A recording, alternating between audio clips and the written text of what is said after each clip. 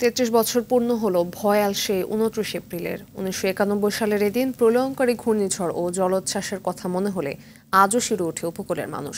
দুঃস্বপ্নের মতো তাড়িয়ে বেড়ায় এখনো। তবু এ দ্বীপের বেড়িবাঁধ সহ নানা সমস্যার সমাধান মেলেনি আজও।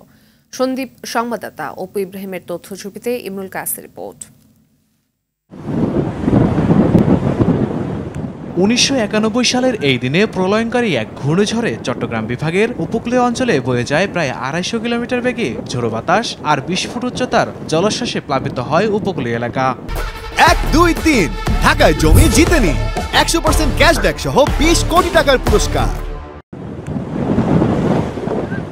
বেসরকারি হিসাবে এই ঘূর্ণিঝড়ে ১,৩৮,০০০ মানুষ প্রাণ হারান। বেশিরভাগই চট্টগ্রামের সন্দ্বীপ, মহেশখালী ও হাতিয়া দ্বীপের, যার মধ্যে শুধু সন্দ্বীপে প্রাণ হারান প্রায় ৩০,০০০ মানুষ।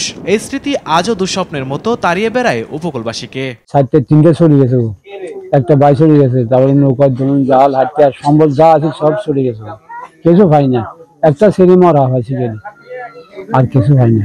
সকালে রাত হয়েছে মায়ানমারে আমি তোমার একটা গাছ ধরিয়েছিল, এই ছেলেটা বেড়া ছিল তাড়াতাড়ি। আমার এই ছেলেটা সকাল আমার শ্বশুর বাড়ির গোটা এই আমার বসে গোটা ছাড়া ঢুকে দিই আমার শ্বশুর বাড়ি, ওখানে লুজে আজকে লুকেছি, কালকে আমার এই ছেলেটা হয়েছে।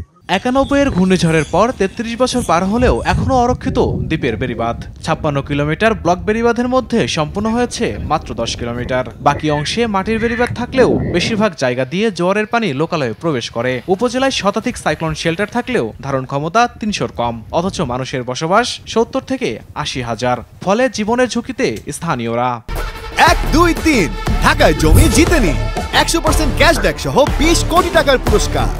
সিঙ্গেল উঠলে আঙ্গু করলে অন্য কথা না, আমরা বিল্ডিং তো আছে তোমার ইয়ারি। সিঙ্গেল উঠলে ভিতরে মানে আশ্রয়কেন্দ্রে যাবের ব্যবস্থা করি, আশ্রয়কেন্দ্রে যাই সেদিন মানুষ অনেক বেশি, কিন্তু আশ্রয়কেন্দ্রে একটা যাই কিছু করতে পারে না। গাড়িগুলো বেরিবাদ গুলো মনে করেন বলক বেরিয়ে ভালো হইতে কথা আর। এদিকে সন্দ্বীপ রক্ষায় ৫৬২ কোটি টাকা ব্যয়ে আরো ১২ কিলোমিটার টেকসই বেড়িবাঁধ নির্মাণের আশ্বাস এই কর্মকর্তার। ১০ কিলোমিটার পুরা এটা যেটা বলে যে সিসি ব্লকের মাধ্যমে পানি উন্নয়ন বোর্ড কাজ করেছে এবং সেটা সম্পূর্ণ সুরক্ষিত রয়েছে। টোটাল ৫৬৪ কোটি টাকার একটা প্রকল্প তারা প্রস্তাব করেছে।